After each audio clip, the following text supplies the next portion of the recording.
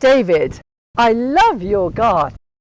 I have to say, you've got an extraordinary range of skills. You know, you run this massive nursery breeding these wonderful roses. You're a keen gardener. You also repair, you're into classic cars. Classic cars. Wow, such a wide breadth. But this garden is very well maintained, isn't it? It's full of beautiful roses, as one would expect. And all these little details. This little gate, and this is your pride and joy. You're the veg boy. Yes, I'm the veg boy. I've been growing vegetables since I was about 14. Yes. Sweet corn and peas were my thing then, and I'm still growing sweet corn and peas and getting the same amount of pleasure out of growing them. And I remember your father, David Austin, who said he started off when he was 5. He used to trot down to his grandmother's house, and the gardener would give him some seeds, and he would grow vegetables in a little plot in his grandmother's garden. So he started the whole thing with veg. Yeah. Absolutely. And interestingly, when we were about the same age, my brother, my sister and I were given little plots at the farm, just where the rose garden is now. Yes. And I'm going to be very modest and say mine was the best of the 3. Yes, I believe you. But obviously coming here, first day of July, your roses are looking pretty good, aren't they? They've had a funny season this year, but yours are looking wonderful. Yeah, we've lost roses that have been fine for many, many years, but so that's been disappointing. And that was due to the rain? So much moisture. I'm imagining the soil has been waterlogged and the roots have just been suffocated by lack of oxygen. That's what I'm guessing. But you are wet here. Your water table is high. Yeah. But I have heard 1 or 2 people have said that this year, because we had relentless rain, non-stop, didn't we? But we've also had quite warm. So those over winter. Over winter. The January and February was warm, so the roots are probably growing really well. I hear May was also very warm, although it wasn't very sunny. Roses are coming into flower late May into June, and the warmth has been here. So those that have survived have done really well, actually, except the only added problem has been the moisture's meant more diseases, slightly more black spot than usual. Yes. But not, I mean, we literally never spray in this garden, so none of these roses have ever been sprayed. Really? So, and they're pretty good. Ah, that is interesting. I would never have believed that, because they look so disease-free, really disease-free. So talking through a few of your wonderful varieties, so that Malvern Hills. Yeah. Malvern Hills. So that is a repeat flowering rambler. Yeah. You sort of broke the mold. There are very few repeat flowering ramblers, aren't there? Phyllis Spider's one I love. But that one is, my mum had that one as well up her barn, and she raved about it. Very disease-free, very free flowering. Yeah. And to have a rambler on a big arch is lovely. Absolutely. And each year you look at it and you think it's going down, it's not going to be quite as good, but somehow it still manages to come to life when it comes to flowering time, and it has a mass of flowers. These were truly magnificent. They're on their way out now, but in their peak. And I've got another small arch of it in the rose garden. That was phenomenal. Literally flowers from the bottom of the arch right the way up to the top, which is incredible. So you don't have this bare bottom syndrome, which a lot of people say with climbing roses, you have the bare bottoms, but they have many more flowers. So your garden is divided up. You've designed it, you inherited it, and you moved in about 15 years ago? Yeah. And it was overgrown. I love the story that you told me about the brambles. Yeah. Repeat that, it's so good. Yeah, the previous owner, who'd been here for 25 years, he was one of the first to, I think, rewild, but I describe it as not gardening, basically. So I think for 25 years he didn't really garden, and one of his features was on the verge that was totally covered with brambles. Yes. And an eyesore, basically, and people around the area used to tut. So the local farmer decided to do a good turn and mow them all down, and he went absolutely crazy because we'd ruined the habitat. so yeah, that was an indication of how he liked to garden. Yeah. So it's horses for courses, isn't it? Yeah. But obviously in your job, with your love of gardening and roses, there's no way that that would give you what you want. And you could argue that with your yew hedges, with your rose hips, with your trees, with your mown lawn, with your long grass, your gravel, you're providing many different habitats. Of course, yeah, absolutely. I'm convinced that there is as much wildlife in this garden as any rewilded garden. I really do. I think there's so much diversity here. I mean, loads of bees and insects. So yeah, I'm confident this is as good as a rewild garden. But Chris Baines always points out, the lovely Chris Baines, that what it is important with a habitat is you have one garden that has a mown lawn, then another has a wild pool, and another has some roses. So all together we add up and they make a whole. And that, I think so. Maybe your guy with the brambles. I mean, I'm sure there's a patch of those over there, aren't there? I can see some actually in the field next door. So that's what's important, the diversity, we've got isn't it? Orchard area's got wild grass in it. We've got an area at the bottom with loads of nettles. So there's wild habitats all over the garden and lots of hedges for wildlife. So yeah. So can we see your rose garden? You can. So you're a hosta man. Yeah, well, it's a classic thing to have a hosta border. So obviously one of the first things we put in was this border, but this ground absolutely loves hostas. So we literally have to cull them to keep them so that we can see the individual plants. Otherwise, it would just be like an overgrown mess. Yeah, but they're brilliant in this garden, and we have ducks and chickens, which seem to really help with keeping the slugs down. You know, I mean, and this year has been absolutely horrendous for slugs. Worst ever year, I think, that I've known. But these are as good as any other year. Thank you, ducks and chickens. I saw your ducks and chickens, and I thought, my God, I'm amazed that you let them out loose. But you've only got 2 chickens, so that 2 chickens, helps. 2 ducks, and they are bantams. They're only small. Yeah, but they do say the large leaf hostas are more resistant to slugs, or they don't seem to like them so much. I think if you look, it's varied. You know, you can see I potted some over there, and you can see the ones that get hit first, and others they're not as interested in. So they're definitely more. Some are more tasty, more resistant than others. It's like deer prefer the bark from eating apple trees to culinary apple trees. I mean, that's right. So obviously there's differences that we don't register. But your rose garden, I see there's so many roses here. When I was driving along, I haven't been here before. Didn't know which house it was, and I saw all these roses, and I thought it just has to be here. But you've got the hills up in the background. Yeah, that's the Brown Clee. This is an area of outstanding natural beauty, and the hill. This is why this garden is so wet, is because all the moisture comes down from that hill. And you can literally dig a hole anywhere in this garden, and within about 18 inches you'll get a pond of water, which is actually great for plants. It's really good. My lawn at the back stays green, or greener than most gardens, because the moisture level is very, very good. So 18 inches your water table. Say, yeah. And in the winter, is it come up? This you can hardly walk on. Really? We have actually just put some more drainage in, because this year being the wettest ever, it went too far. So there's a new drain across there and a new drain across the top. So hopefully that'll keep this, so we can walk on the lawn, which would be nice. Just while we're here, which is that lovely purple rose again? That's James L. Austin. Gosh, he looks purpler here than mine. Yeah, well, you mentioned the colour, and I thought that's not really, it's almost like a cerise, really. It's one of the darker colours.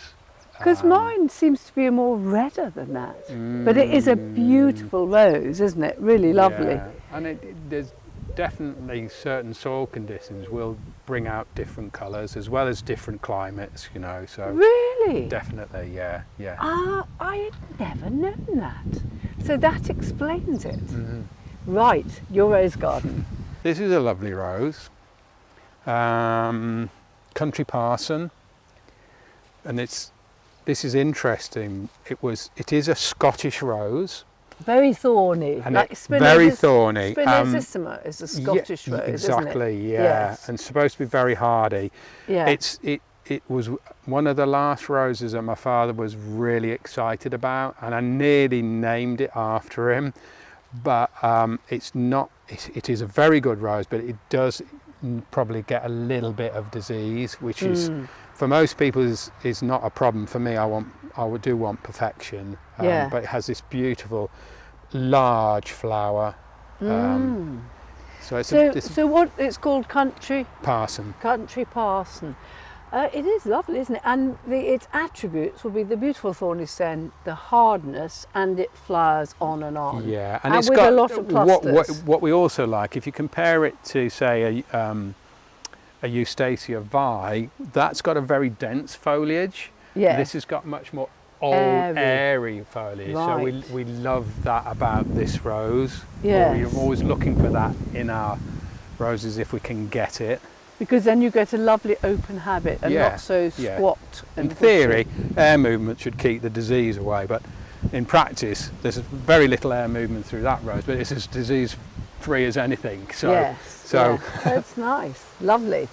So which way should we go now? I'll go this way. So you mix your roses with other plants. Yeah, this has been gardened twice now. So the first time this was just roses. Yes. And it was beautiful, it was lovely, but I just like the addition of herbaceous with roses. I think it really, I'm trying to do is set off the roses with complementary planting. Yeah. So quite a lot of these plants are quite new. So this Harlow Car, which is one of my favourites, is only in its second year.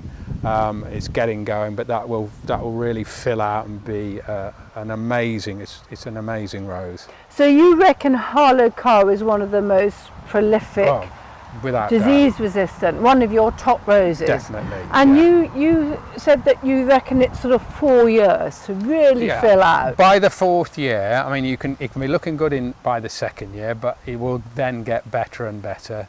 Yeah. So and you have planted 3 roses within about a square metre. Yeah. Would you say? They're about 2 foot apart. About 2 foot. Yeah. You want to give them a bit of space. Yeah. I think we used to recommend 18 inches, and I think it needs to be a little bit. You've further gone apart, wider. A little bit further apart. Because you used to say 4 per square metre. So you've gone out. You know more than me, but I'm older than you, and so I suppose I know what initially you said. Yes. I mean, so much has changed in roses. You know, the whole thing of planting them deeply now. Because in my youth, they used to plant them. So they didn't want them to sucker, don't they? Yeah. And now you've changed the rootstock. So you now have the union. You would say the union 50 mil below the ground? Yeah, as you can see, these are about that. I don't think the rootstock has changed, but I don't think the exposing of the rootstock probably would increase the chance of suckering. Yeah. So deeper is better. Higher is also more windrock, so that's not so good. So deeper is better. Yeah. And deeper is also better because some of the varieties will actually root. They'll actually grow roots from those the top stems. bit. Yeah. Yes. So we always, as you say, perhaps an inch below the bud union, an inch below the soil. But they certainly don't sucker. I remember in my youth they used to sucker like mad, but you rarely get suckers now. And I thought there was a change in rootstock. No, it's but not I won't that. contradict you. No, it's definitely not a change in rootstock. It's one of those things you go, that's true. Certainly in the field, again, where you have when you're commercially producing, the rootstock is above the ground, and it's a massive problem when the rose is young that the rose will sucker. Yeah. So I think this must be the reason. Just by burying them a little bit, we've stopped that completely. Right. Okay. Lovely. So this is a charming area. I can see your chickens are loose. You see this? Doing a great job. Doing a great job. Yeah, really nice. But your father always used to say, well, he told me once, he thought roses did better on their own without competition. Now maybe he changed his views later, but he was a purist. I think most gardeners prefer to see the mix. Yeah, It looks a bit sort of 60s, doesn't it, when they're all on their own? Well, there's an extreme, isn't there? If you go back to the hybrid tea, which you would Yes. literally see bare earth, and my father didn't like that. He liked to make sure that you had a mass of roses. It's a personal preference, really. You can do either, but it's just what I think brings the best out of roses. I mean, commercially, yeah, plant all roses if you want. We're happy with that, but I think if you want your joy, I think that complementing, and you don't. I mean, obviously you can get roses over a long period of time flowering, but I think it works better with herbaceous. This is a very good plant, isn't it? This Verbena Bampton. Yeah. I love it. It hasn't started to flower yet, but it's hardy and it's got these beautiful purple flowers, and they survive in the driest conditions. There's a great point there. You've got this another of our best roses, Kew Gardens. Absolutely incredible rose. You got that as a hedge in the front. Got it as a hedge, very versatile, but great. That's one plant, and it's getting to a good size. How long's it been in?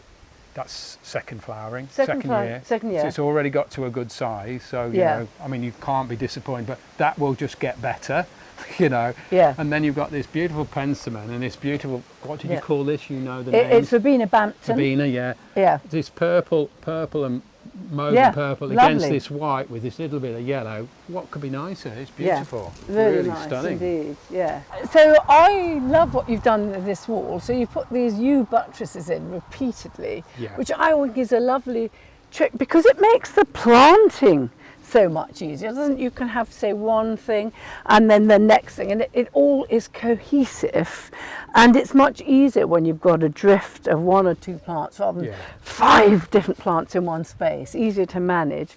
And then all the way along you've got these roses. So these are all your shrub roses which you've grown as climbers. Yes, I mean, start here with Constant Spry, which is my father's first rose in 1961. That was the breakthrough rose that really put him on the map.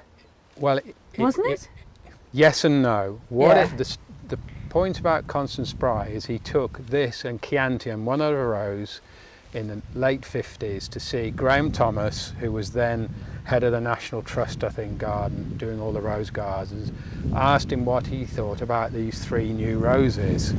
Yeah. If Graham Thomas didn't like them, he may not have continued with his work, but Graham loved them and he offered to introduce them for him. So at that point in 1961, when this was introduced by him at Hilling Nurseries, that was his first commercial rose. He was still a farmer then and remained a farmer until the late 60s. So it was a hobby, it was still his hobby, but this gave him the confidence to continue with his work. But the first three introduced were not repeat flowering, and it was still his aim to get a repeat flowering version of the rose that we see here, the old-fashioned look. But the Constant Spry is done better than Chianti, hasn't it? Because of the beautiful shape, or is that just because... Do you know what? I should grow a Chianti to see how good it is, because I can remember one in the rose garden at nursery, which was phenomenal. For some reason, I think the name or whatever, I don't know. Maybe it's the name. Maybe the name. But it may well be as good, but it's only once flowering. But this Constant Spry gives an incredible show. I mean, no wonder it's still it's a fantastic rose, fantastic. Really, and the idea of the buttresses actually came from Packwood House, which I saw 30 years ago and stored it in my mind. Thought, I want to do that one day. It looks amazing. Yeah, we really often do this, and you can do them in any shape, can't you? Copy all different sorts of buttresses. And yew is just the greatest thing. I mean, these are all being planted. So these are less than 10 years old, you know. And which is the white that you've used repeatedly? The white, I'm so pleased you noticed that. That is a rose called Snow Goose, which isn't very popular. Yeah. In Japan, that is a rampant climber stroke rambler. It's amazing, but it's a little bit tender, a little bit weak. But this year, there's a great example why. It's obviously like the warmer, it probably is the temperature, it's probably the warmer winter and the water, and it's just performed its little head off. It's been amazing this year. So why did you plant so many of them this year when you didn't think it might be so good? What made These you are risk 10 it? these are 10 years old. Oh right. So They've what been made there you, forever. What made you choose that rose? I loved it. It's Oh, I a see. I thought it would be like this from the beginning, Yes. and it wasn't. So yeah, this is actually Claire.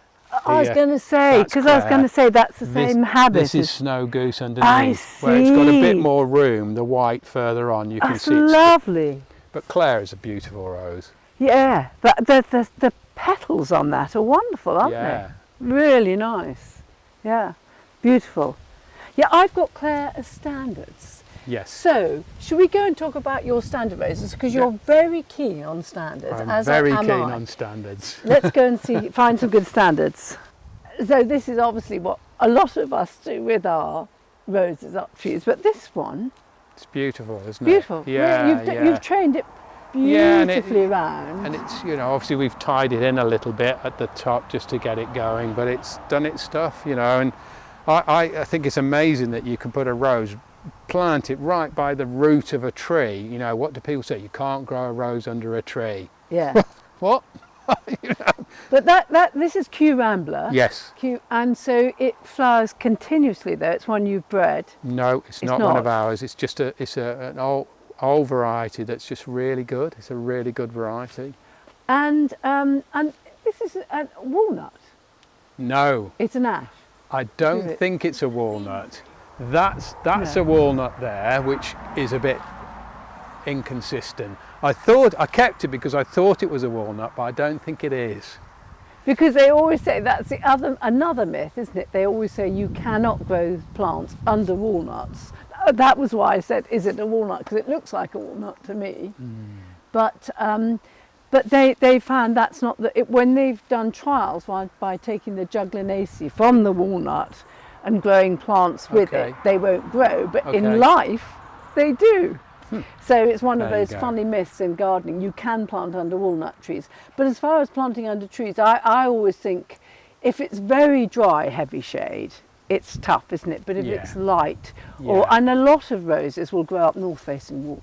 Oh yeah, definitely. Beautifully, They and seem that's to almost another fallacy. like it. I think they like. I do. We've got a morning mist over there. That gets a little bit of east sunshine, but not a great deal, and it's performing Beautiful, incredibly. Yeah.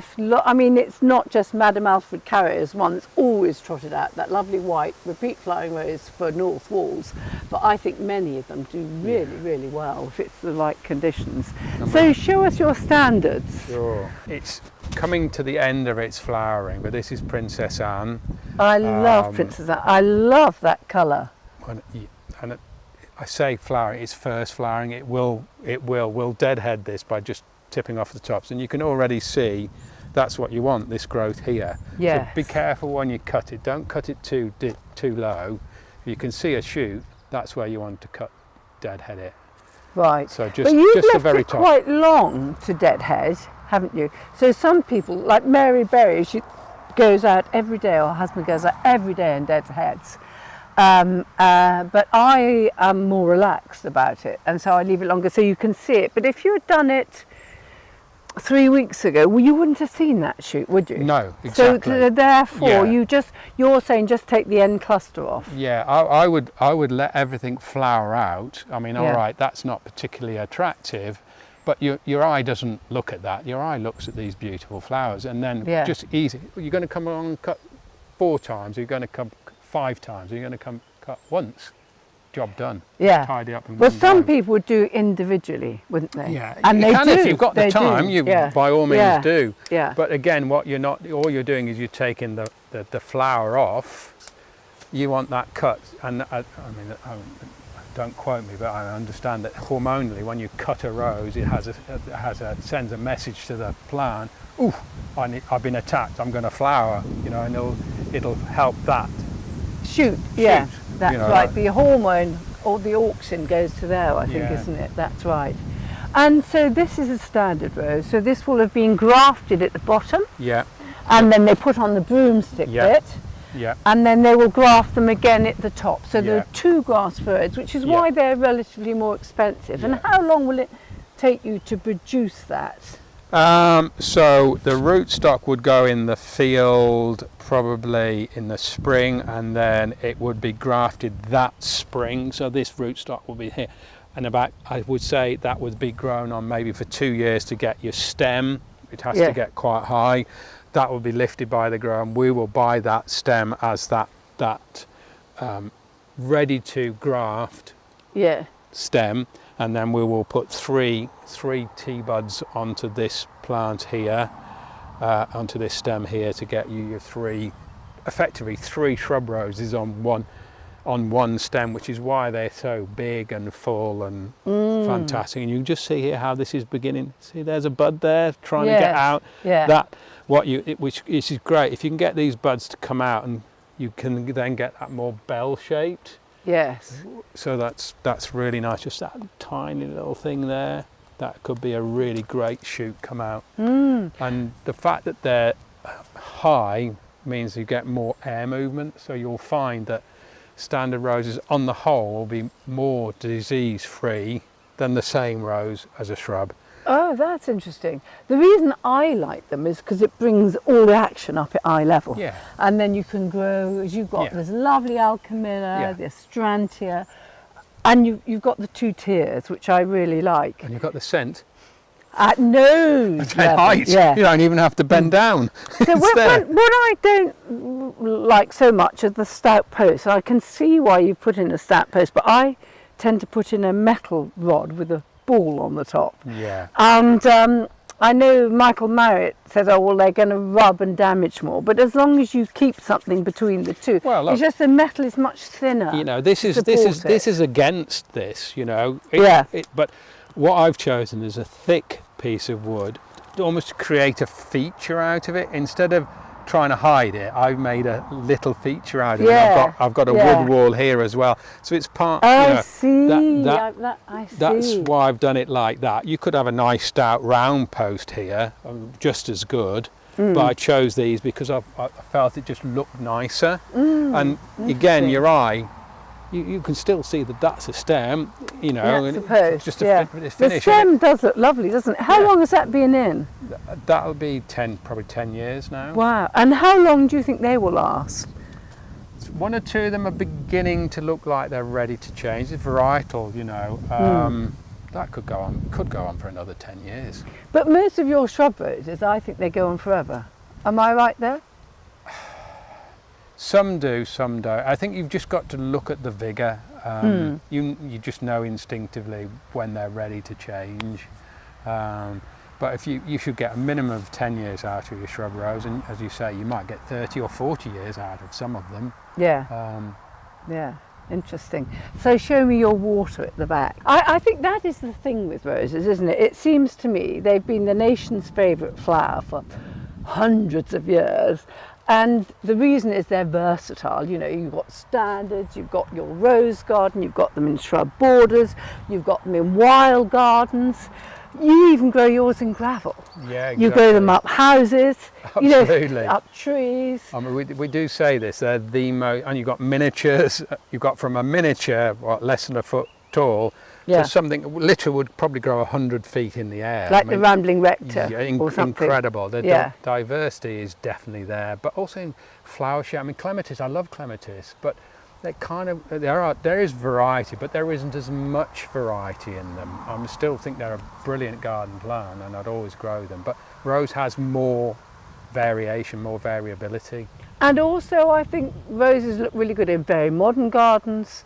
They look good in traditional, don't they? They mix with any style. Yeah, definitely. And now they flower from sort of May, June to December. You know, what can't you like, really? Pretty good. So here you've got your roses, and they form a lovely hedge, and your wildflower meadow and the orchard. So you've got a very relaxed it's one of my favourite pieces of the garden. I just think it works brilliantly. That's very nice. I mean, and this is nothing. We did sow some seed, but you know, it's just what comes every year. We're not worried about it. Different every year, probably. Different every year, definitely. And obviously, you've got your fruit as well. It's just a joy. And the odd insect. lots of insects. Yeah. So your garden isn't just roses. You love all sorts of plants. I love all all sorts of plants. habitats. Yeah.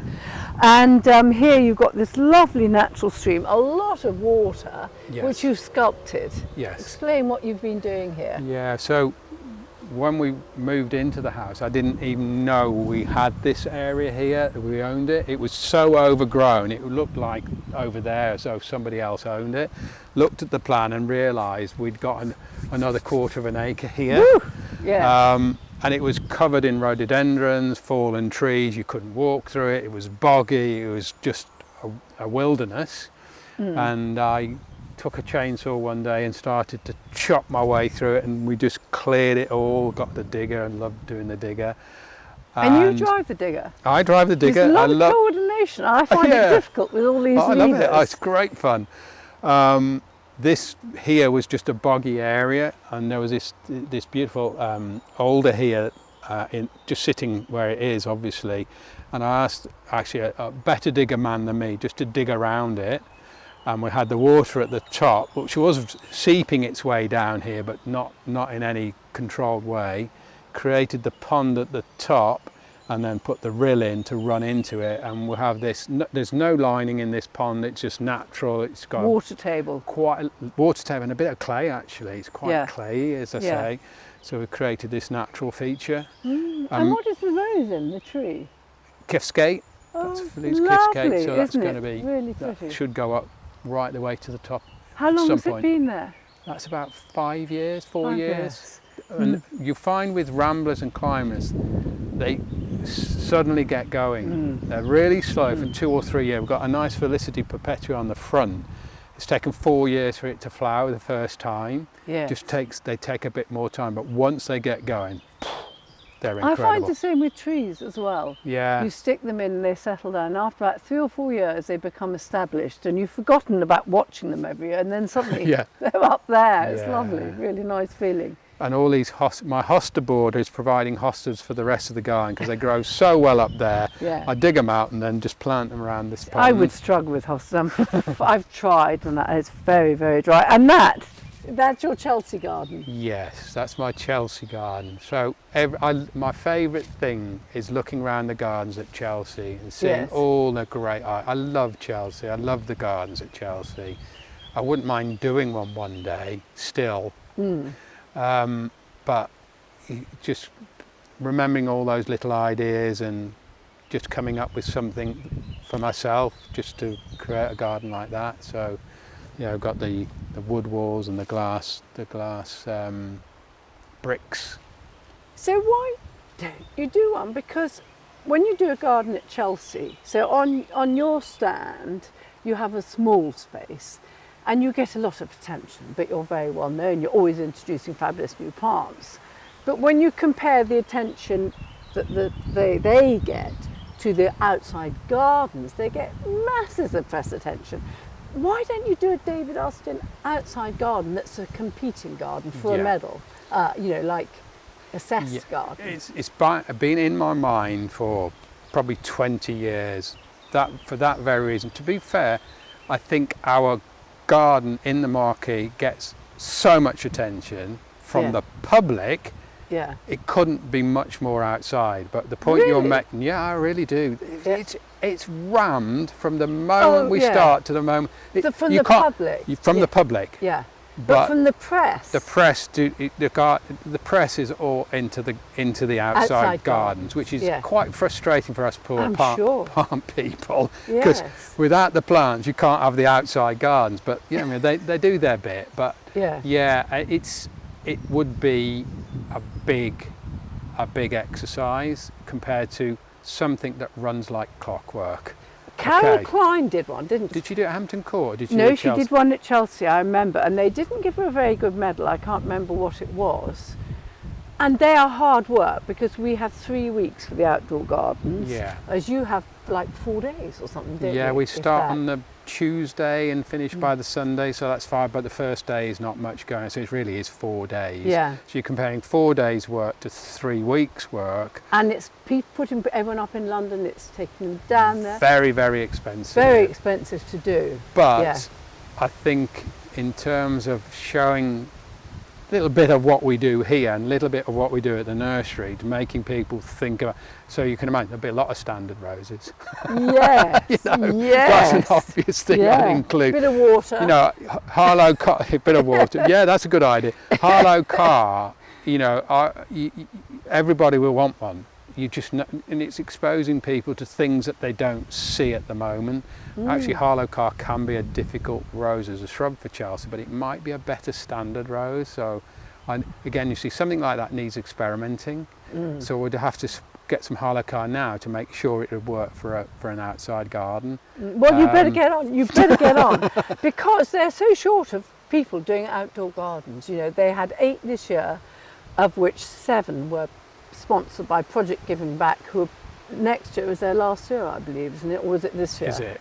And so they would have had just 1 garden without Project Giving Back. Never. Yeah, yeah. Oh my goodness. So you want to get in there, they would welcome you with open arms, and I think it would be fascinating, really good to do. Yeah, my son James is he's architect trained, and he's also now a builder, and I'm sure he's got a great eye as well, so we could do a little collaboration. Maybe you could help us as well, Bunny. Yeah, maybe. I'll come and do the donkey work. I'm good at that. Right, let's go round and look at your gravel roses. I've never thought of growing roses in gravel, but actually, because you think of roses wanting rich, deep, slightly acid soil, and gravel is the opposite, but it's a mulch, and you've got decent soil underneath, and actually it shows them off really quite nicely, doesn't it? Incredible, really incredible. And if back at the nursery we have an old yard, and we planted roses around the outside of up the walls, and they've all gone to 20-30 foot. So this idea that you've got to have this perfect setting is, a rose is incredibly robust, and once it finds its right place and gets its roots down, amazing. And I think this helps with disease as well a little bit, you know. Splashback of spores. Yeah, I think the soil, natural soil holds the disease a little bit more. That's a very interesting point. Yeah, because you've got all the sort of bacteria and everything there, whereas with this it would be washed through more, perhaps, maybe. With trials at the nursery, we use because of the amount of space we're using, a Mypex, a black. We think actually it actually stops disease as well. So we've done another trial without the Mypex, because we think we're actually adversely affecting the results because of the fact that the Mypex will stop the disease from coming back next year. Yeah. That's interesting, because I do know that they think that Mypex with tree planting and things, it actually is not so good for the soil fungi, bacteria and things like that, that it has some effect on it. Well, there's just so many variables. So what other research are you doing in your garden? In your nursery with respect to roses? We're researching how to prune in different regimes. So we're experimenting with the difference between 1/3 off and a half off. And I think we've moved a little bit from 1/3 to more nearer to a half. So you're being more vigorous with your cutting back? More recently, but I think we're going to, my guess is we'll go back to less. We're trialling every possible product that's available for disease control. Although we try and breed roses that never have disease, but we have a massive collection of roses, and you know, in certain varieties you will need to spray. You know, and you've got so many together. Exactly. It's exacerbating the situation, because I do think they are better mixed more, and aren't they, not hundreds together? Yeah, there's no question.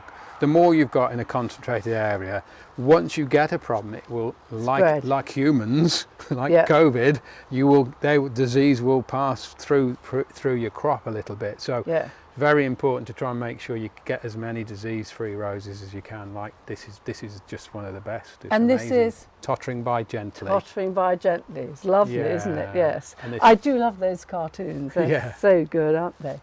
Yeah, I will start growing roses in gravel. I started a rose meadow a couple of years ago, and so I've got roses in grasses, not mown grass, but things like Libertia and Lazulus, and then I've got bulbs coming through, and I've got topiary in there, and it's informal, and I love it actually. I thought I wouldn't, you know, it's this more naturalistic style of planting. Yeah, well, the idea originally on the species garden was to let that grow wild, but I was a little bit worried. So you've got just species roses there. So they're- which ones have you got in there?